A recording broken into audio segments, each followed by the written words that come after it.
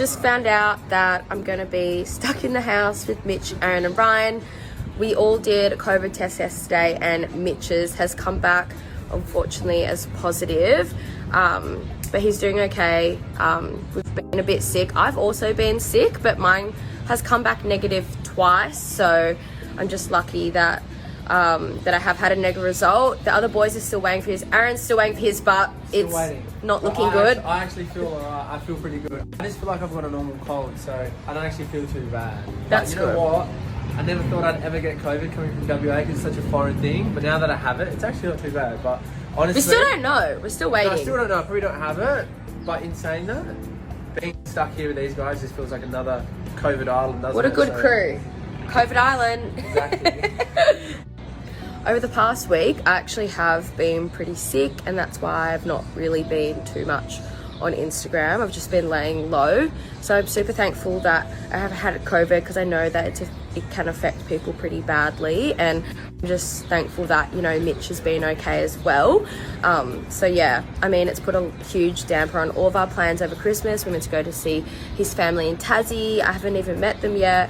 We were meant to go to Goldie to see all of the Queensland crew. So yeah, it's super shattering that we're not going to be able to do any of those things, but it's nice that we still get to have this time together, and that thankfully we've not been hit too hard by COVID. So yeah, just kind of thankful at the moment for everything, and gonna make the most of this time together. And now you're stuck with me. Jen. COVID cartel coming at you live. Something I wanted to add on the end that I just thought of.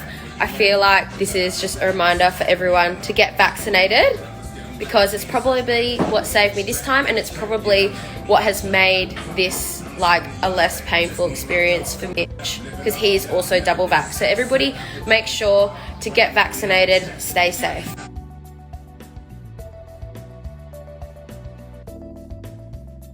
I'm going to hop on here and do a Q&A tonight now that all of my plans have well and truly been cancelled by COVID.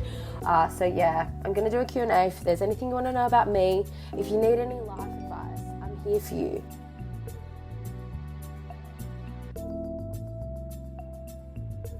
There, done that, relate to this 100%. I think as soon as you realize and make the call on cutting that person from your life and acknowledging that it's no longer healthy and moving on, and when you really start to focus on yourself, is when you'll be happy. It's a hair removal, life-changing. Pits downstairs for legs, I shave, but there was no laser open because Sydney was in lockdown before Love Island, so I literally plucked my bikini line. Phyllo dish would be chicken adobo, and my mum and I actually filmed like a little Phyllo treat taste testing video, so I have to post that one soon. And my mum speaks Tagalog, but I can't, unfortunately, so if anyone wants to teach me. I have a threesome with Mitch and Aaron. I don't really think we're interested. Fuck no. I have zero. That actually sounds off-putting to me. Probably not. Step one is getting rid of that bad attitude. Confidence is key, queen. He's not way too good for you. You're amazing. So don't even go with that mindset. Everyone loves confidence. Be confident. You 100%. But I'm a firm believer in like how much self-growth you have, especially after high school and when you're single. Like there's a lot of development and like life experiences you have in that time that sometimes people grow distant, and that's okay. 4 years, and I'm not gonna lie, for the most part I felt not content. I was dating the wrong people. I was getting myself into bad situationships. So until you slow down and just surround yourself with people that make you happy and positive energy, that you'll start to feel content. My parents are both super supportive. They always have been with everything that I do. They're not huge fans of reality TV, definitely not huge Love Island fans, but yeah, they know what I'm like, and they were super proud of me after the show. I think there's still a gap.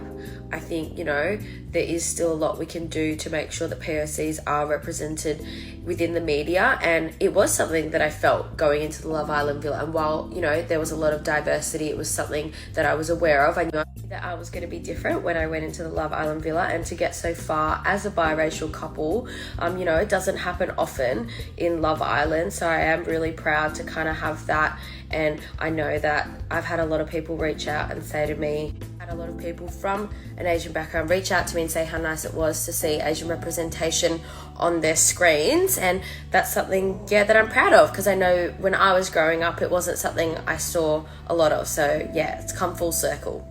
She's got little titties. I don't even know. I never wear a bra. I haven't been sized for a bra in a long time. Maybe like a B or a small C. They're not huge. The girls are small.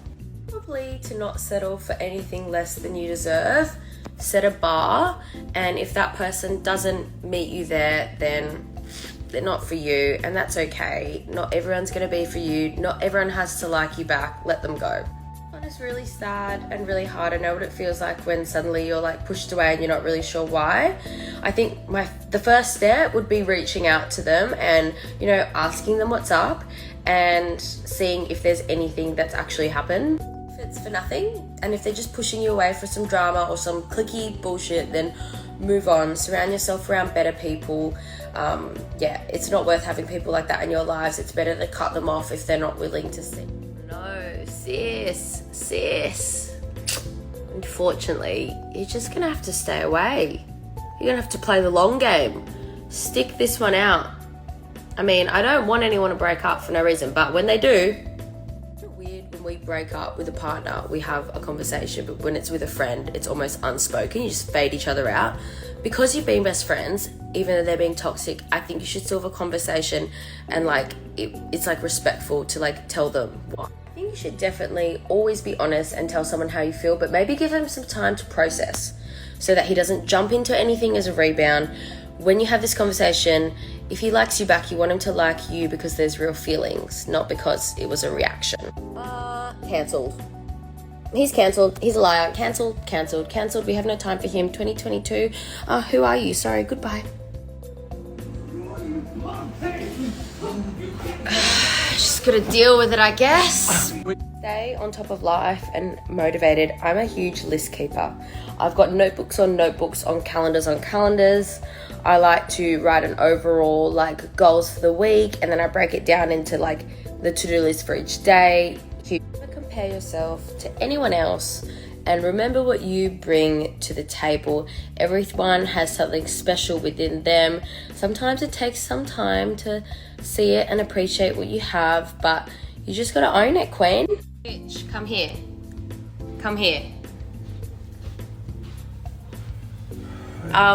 We're breaking up. Sorry. Keep doing what you're doing. Playing that clarinet. Going to band. Keep doing what you're doing. You did all right the first time, kid. I wouldn't change a single thing. Just stay in your lane. Don't compare yourself to anyone else. It's gonna be fine. Pretty soon, I'd been in the villa for a couple of days, so I'd had chats with the other boys too, and I just knew that I gravitated towards Mitch, and I enjoyed our conversations. I genuinely wanted to just be around him. So yeah, on a straight line, not everyone does something by the books. You don't have to finish high school, go to uni, get a job, get a house, get married. You don't have to live your life like that. Take the pressure away. You don't need to know what you're going to be doing 10 years from now. Just take it day by day. Really specifically celebrated winning Love Island. The past couple of weeks, we've just been catching up with all of our friends and family, and it's been so nice. So yeah, I think that's kind of the only celebrating we've done is, being back home and with each other and seeing friends and fam. Through uni, so you know your shit. And if you don't, fake it till you make it. Put yourself out there, get a good resume together, be confident, and you're laughing. Done. Job. You're hired. It wouldn't be COVID Island without a twist, so we'll just see if Mitch gets on my nerves. There might be recoupling. Don't think there's any bombs, because that doesn't sound COVID safe, but recoupling. I actually hate that. I'd probably back off a bit, see if he comes back, and if it goes back to normal. If he comes back but then fades again, then he's playing games, and we don't need that. Definitely times that we're testing emotionally in the villa, but I think I've come out of it quite good in terms of mental health. I think I have quite good mental fitness, and I can kind of go through challenges and distance myself. I think whenever something was challenging emotionally within the villa, you have to kind of like detach yourself and look at it from like an outside perspective and just be aware of the situation you're in and how heightened your emotions are before responding. Overall, I had an extremely positive experience. So yeah, I was... Oh my god, Tina, that fart stinks. Mitch, shut up. I think when I was younger, I definitely had faked them just because it didn't feel good. And I was like, how do I make this end? And you don't want to offend the other person. But now I would never... shut up for a second. I would never fake an orgasm now though. Like if I don't finish... Oh, bloody hope not. Mitch, shut up. If you didn't finish in sex, that's fine. They can finish the job after. It's not like they're incapable when they're done that they can't finish you. So don't fake one. Just say, hey, I didn't come. Do you want to finish the situation that you've started? My advice for this is to send a nude. Mitch, no, you're not. You've ruined it now. Don't do that, girls, please. As I'm actually dating someone who couldn't commit in a relationship for ages, handing it over to you. Never go. He's ready for a relationship. You sack him, you move on. You're too good for that guy, girl. Go and get it. I want to help you, but I haven't given birth yet. I don't even know what a stretch mark is. What? Are you joking? Huh? Someone educate this man. I think that it's sus. Like, what are these messages? Can't he just message you? Why is he paying someone on OnlyFans for a message?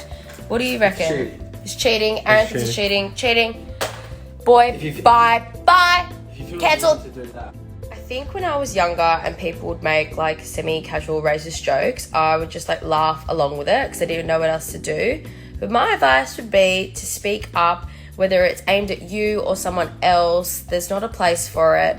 Doesn't sit right with you, and if something doesn't sit right with me, then I always let that person know that even if it wasn't from a bad place, what they've said is offensive and not something that they should be spreading their negative energy into this world.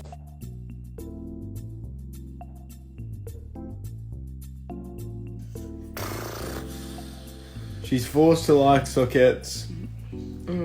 She's forced to like them. Forced. I treat this platform like I'm speaking to my own friends because it feels like I am, and you know, I tell my friends what I believe in, my opinions. It doesn't mean that anybody has to do what I'm saying. I respect everybody's right to make their own decisions. So I've experienced a lot of racism, a lot of casual racism through the years. Might have been growing up in school, catching public transport, minding my own business, walking down the street. You just got to stay above it and stick up for yourself and be confident. Don't let anyone bring you down.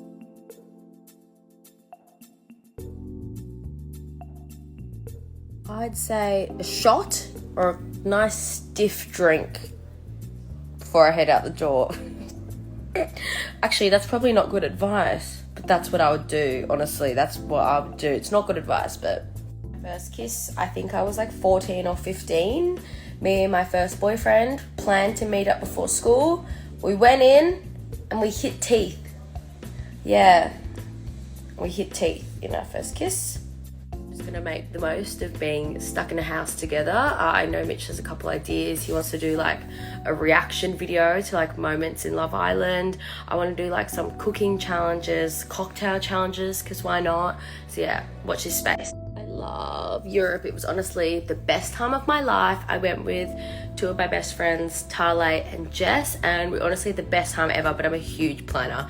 I had it planned to the T, like literally everything in a huge book planned. What was your first kiss? Quick. I was in year 6 with this girl, and I think we went to the toilets and we kissed. It was in year 6 or 7 maybe. So yeah, it wasn't good. It was very bad. Yeah.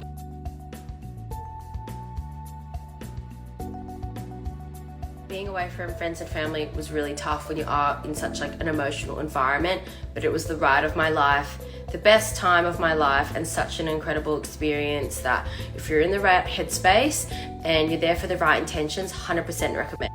I think I well and truly spammed everyone enough for tonight. Thank you for all of your questions again. Sorry if I didn't get to yours. Hopefully I will next time. I'm gonna favorite all of this Q&A so you guys can rewatch if you missed it.